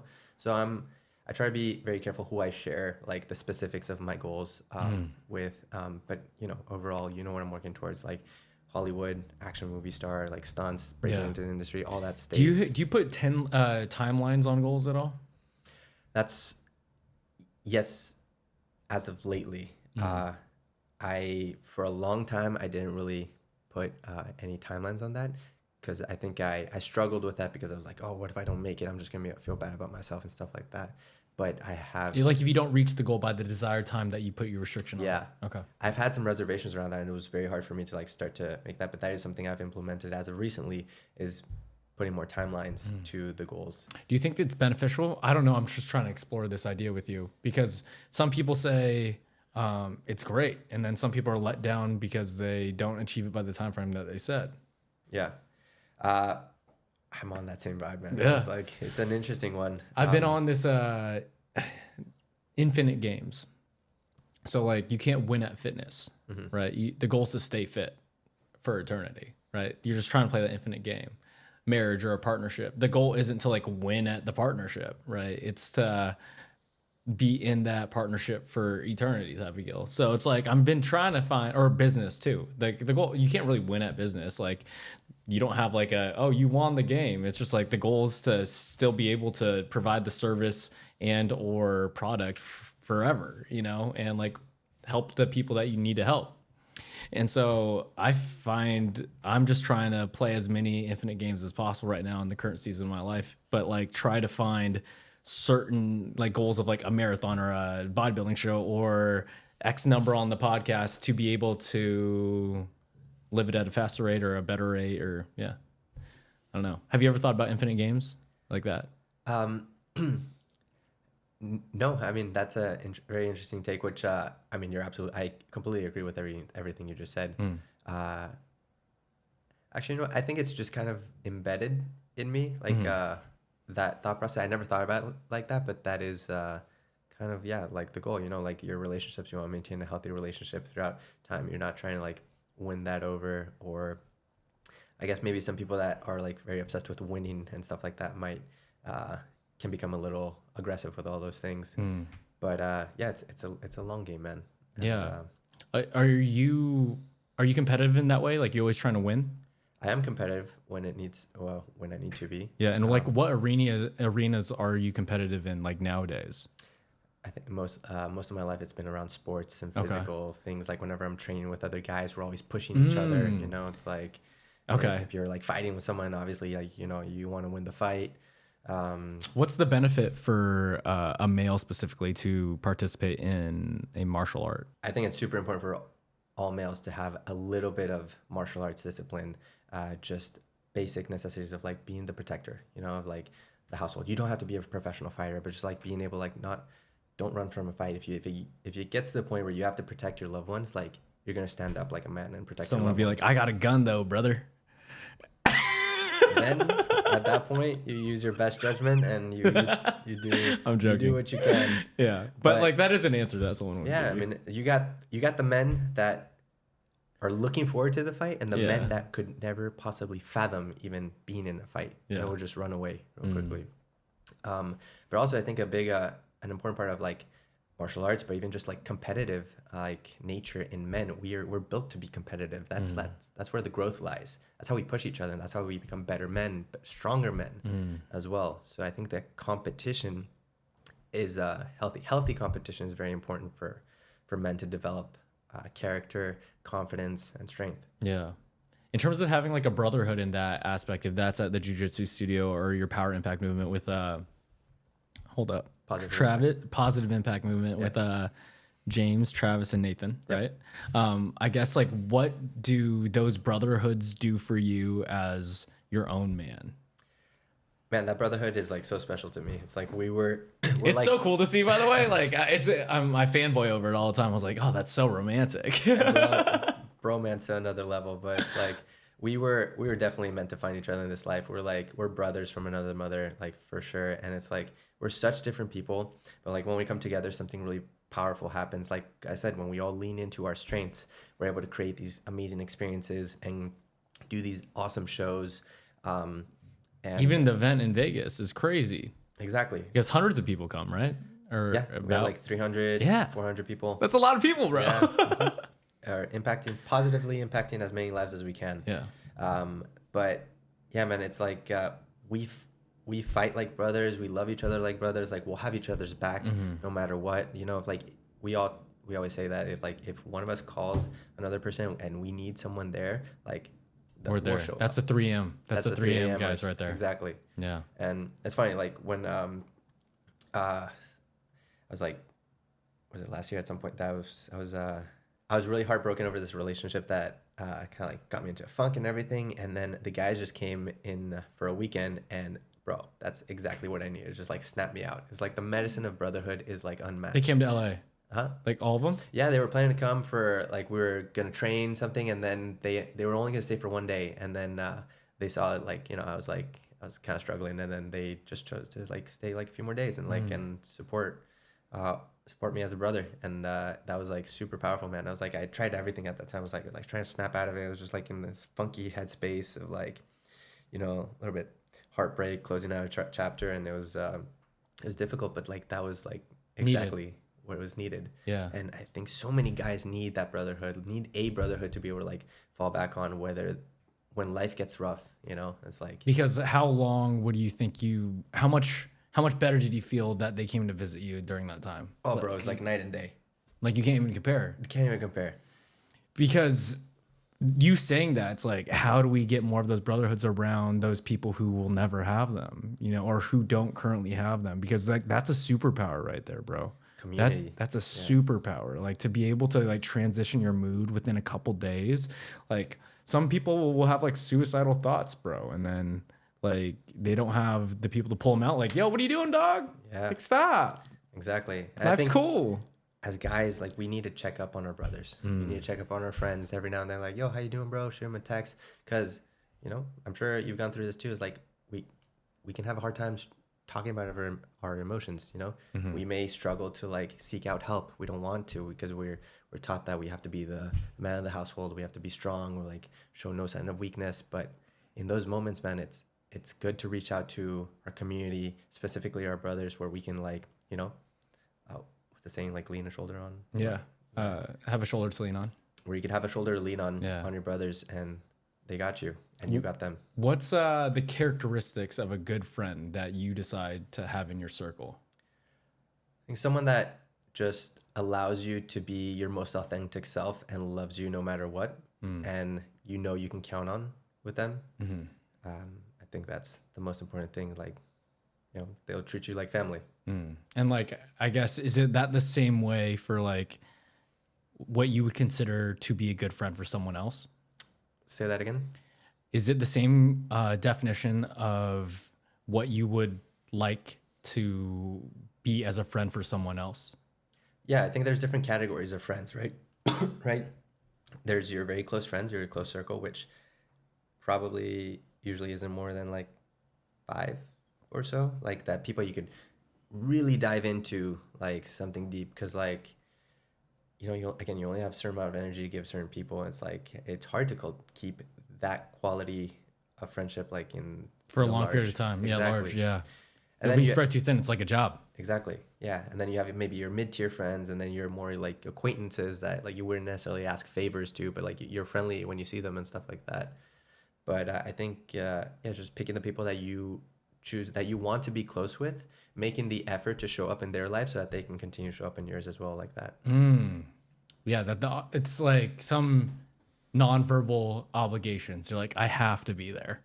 Like, I have to be there for Andreas on this weekend because he's going through it. Like, you didn't ask them to. Like, they're just like, oh no, we're here for my boy. Exactly. Yeah. Yeah, and you feel it too when they come. And you're like, wow, like I've put in my effort, energy, and time to deserve this as well, because it's a push and pull. It's reciprocity for sure. Reciprocity for sure, and it's like a natural human tendency too. Like every time I have a couple buddies who every time we go to dinner, no one really talks about it. It's like, oh, it's my turn, to grab the bill between us three. Nice. And it's no one says anything. It's this unspoken. It's unspoken. Yeah.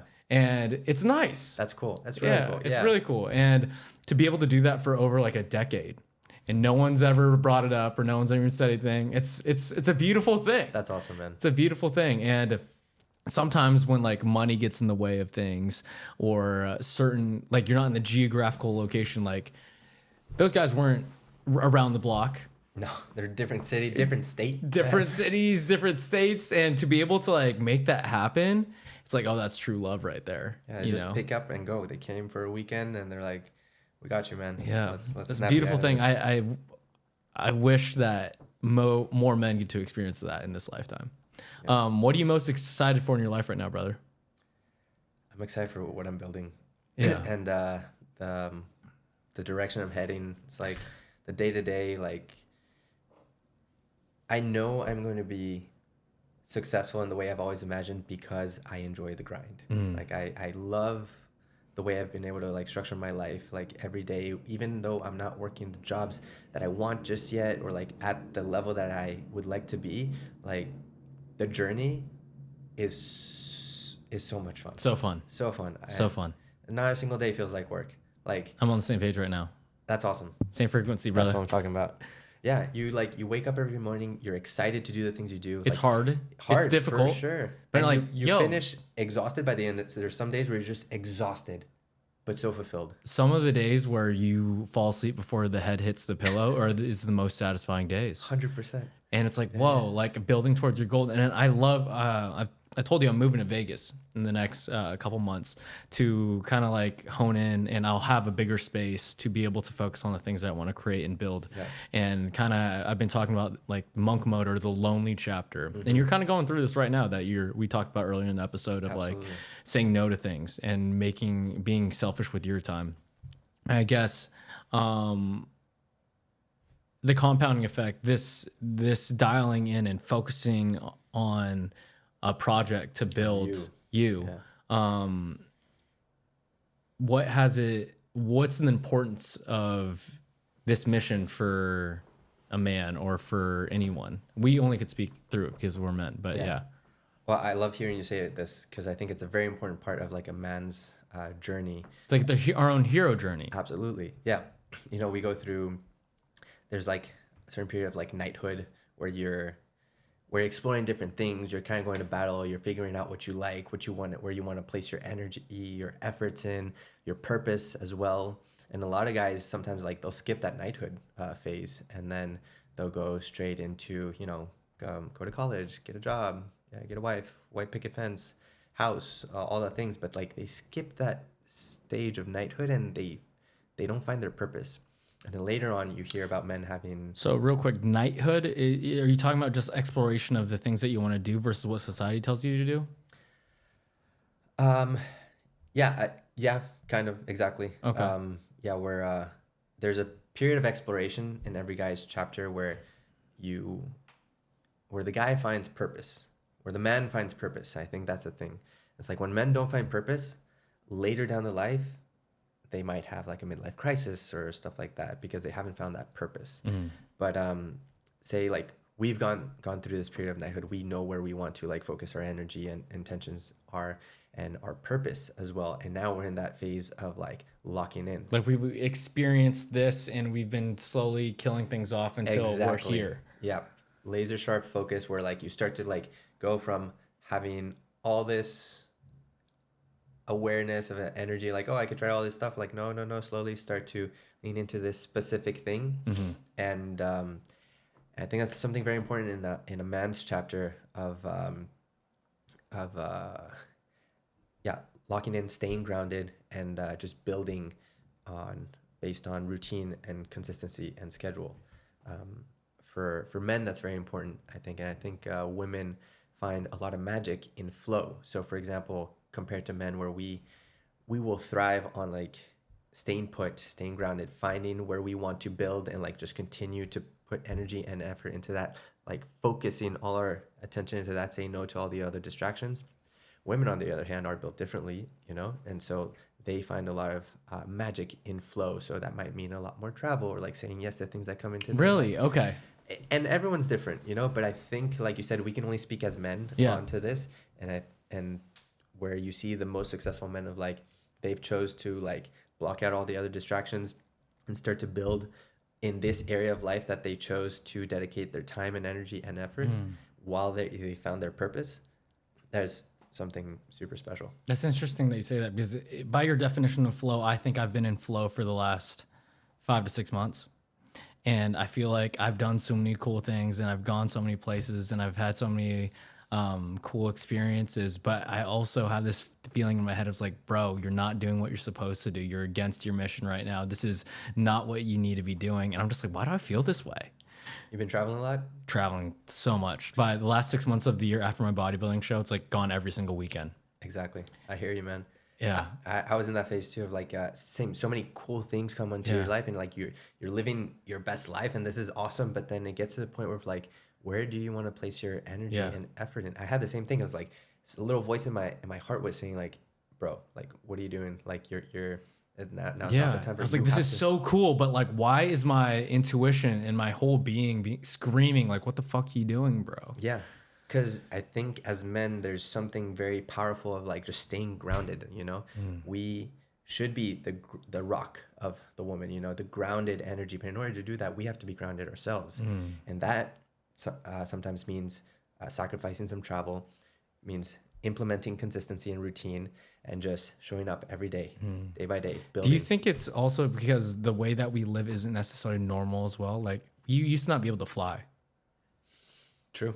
You know, and we weren't able to like go from place A to place B like so quickly. Yeah, so maybe back then there wasn't even the thought of like us being in flow like that, you know? Wasn't even a thought, bro.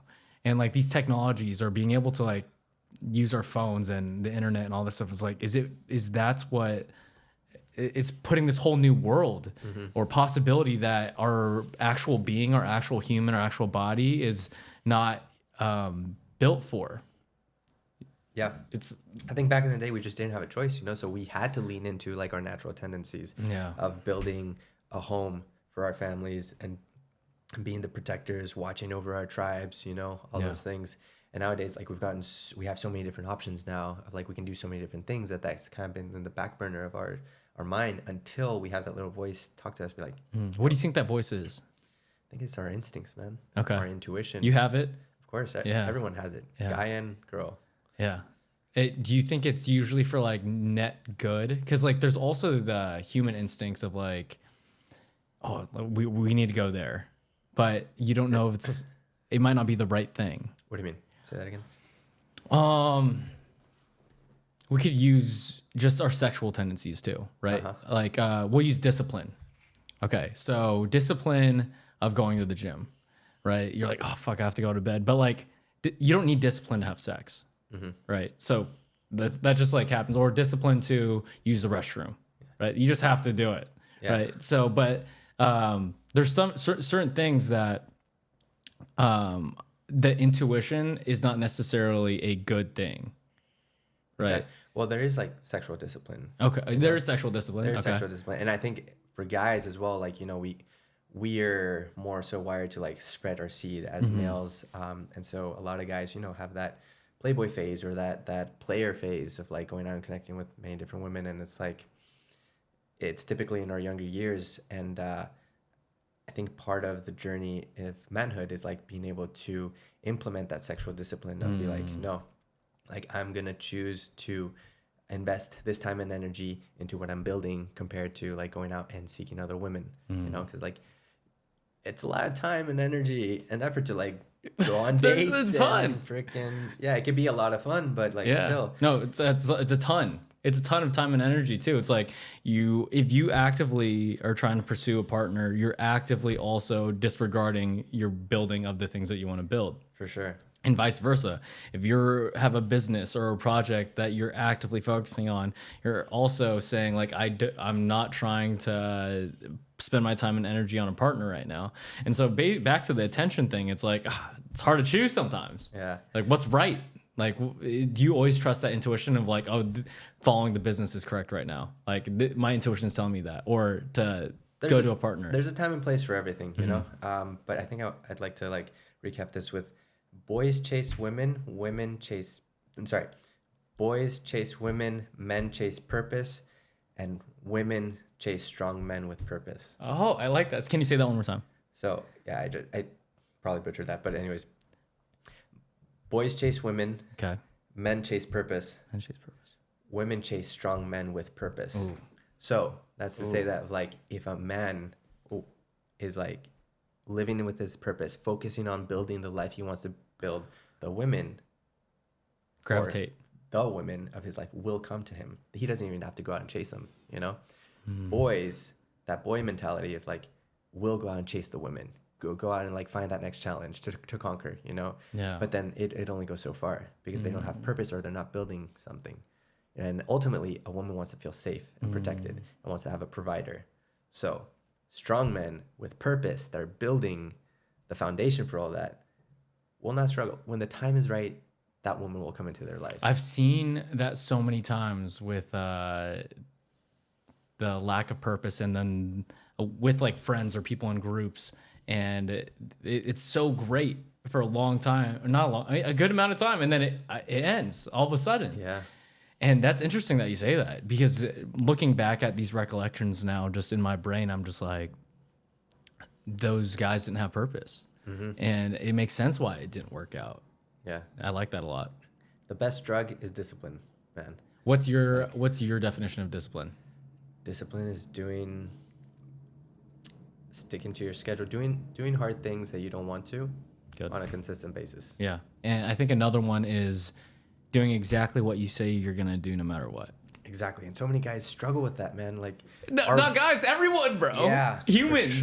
For sure. But that was my biggest thing in 2025 is like, I'm going to do everything that I said I'm going to do. And I did. It was the first year that I did it. And it was the most cool feeling and confident feeling, because my entire 28 years old, 28 years of living, I didn't have a year of where I did exactly everything that I said I was going to do. Feels powerful, huh? It's powerful, bro, because also I don't think most people will ever experience that. It was hard. It was so hard. Like, especially for the bodybuilding show and everything like that, of eating the exact amount of calories and meals and whatever, exactly how it's planned out. The temptations, or like, I even told myself I was going to go in terms of sexual discipline. Like, I'm not going to go 6 months without any dates, you know, or I'm not going to have, I did no caffeine for like a month, you know. That's impressive. And I was just like, wow, I could do the things that I said I'm going to do. It just makes you feel like you're this superhuman, bro. I'm proud of you, man. Thanks, dude. That's awesome, because you're absolutely right. A lot, like, our word means nothing nowadays. Our word means nothing. And I love you. I love your quote. Our words are one and we use it wisely. Yes. And, All right. And I say it a lot, by the way. Huh? I say that a lot, by the way. Good.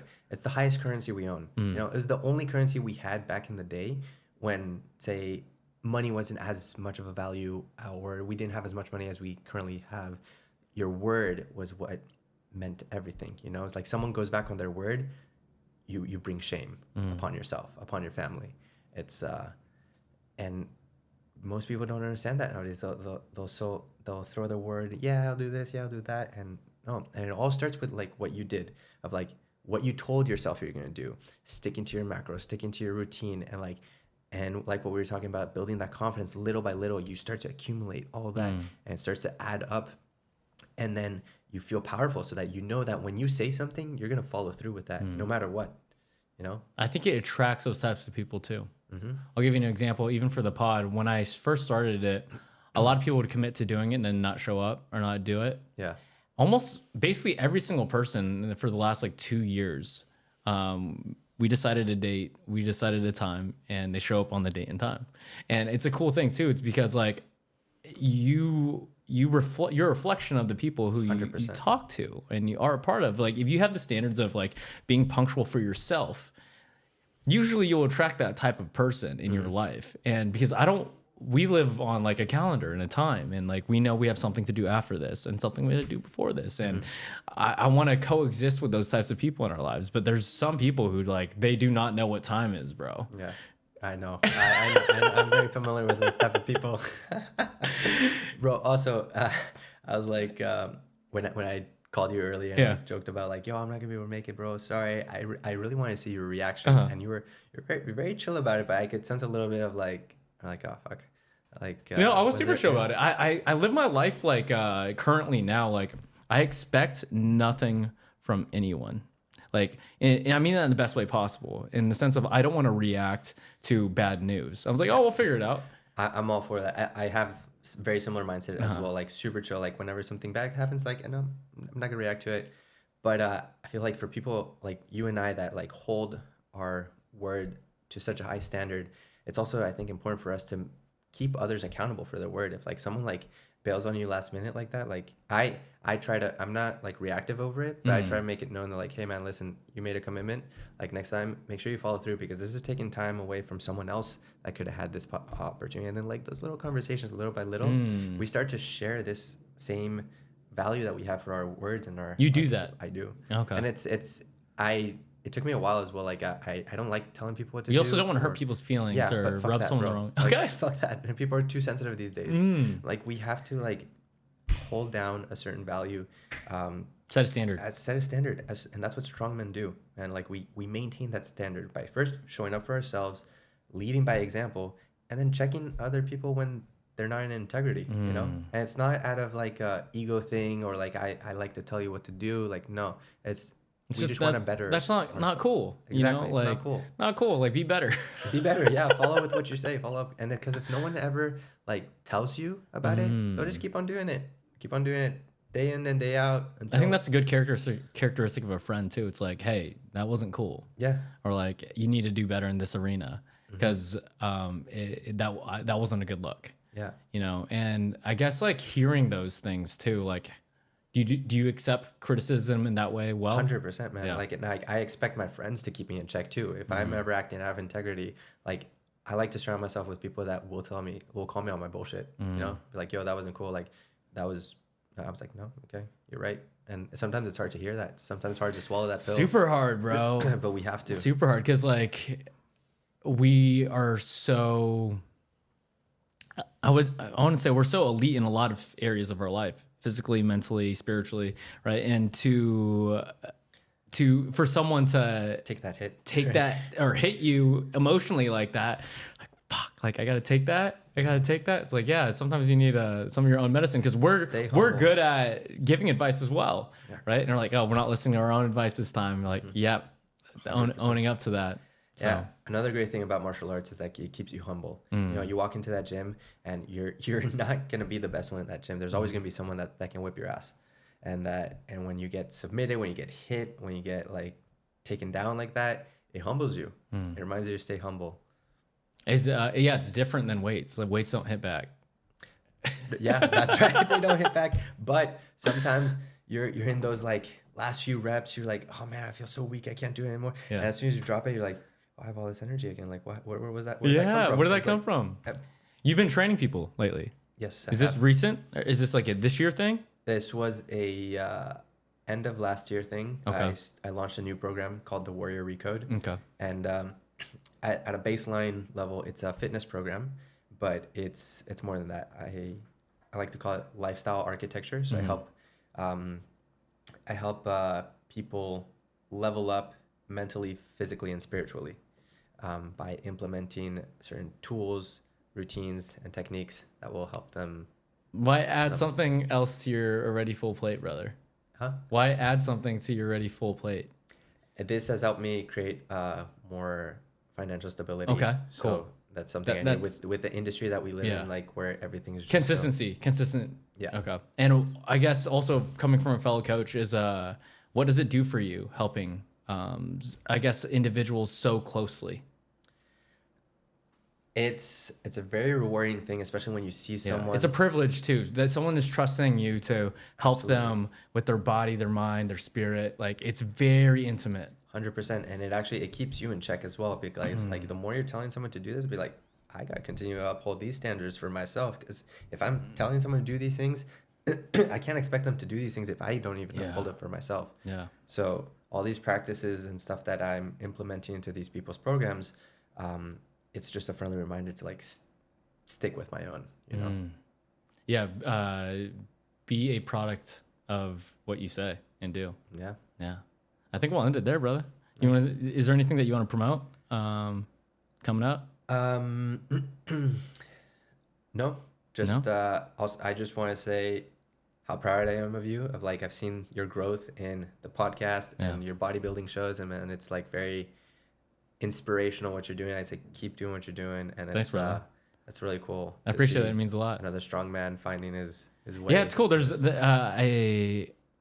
There's not many that I've really met who I really bond with in LA, you know, and it's cool to share an open conversation with someone who holds a lot of the same values, but it's also cool to like talk to someone who doesn't, right? That's the whole cool thing about having conversations and being open-minded and exploring other people's brains, because everyone's different and you can learn from everybody, you know? So absolutely. Thanks, brother. Thank you. And I just want to say, if you ever need another 3 a.m.er, I got you. Oh, likewise, brother. Okay. Likewise. And where can everyone find you and the cool things that you do? You can find me on Instagram. Andreas.Alfaro. Okay. That's ANDREAS.ALF as in Frank, ARO. Awesome. All right, guys, go check out Andreas. He has some really cool shit out there, and he'll probably be on in the future. Peace.